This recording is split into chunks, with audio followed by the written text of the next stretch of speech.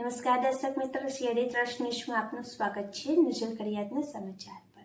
લાલપુર તાલુકાના અપિયા અને નવી પીપર વિકસિત ભારત સંકલ્પ યાત્રા કાર્યક્રમ યોજાયો।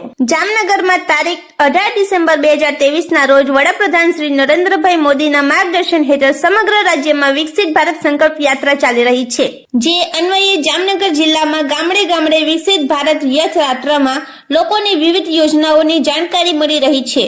જામનગર જિલ્લામાં ઉત્સાહભરે ગ્રામજનો વિકસિત ભારત સંકલ્પ યાત્રામાં સહભાગી બની રહ્યા છે।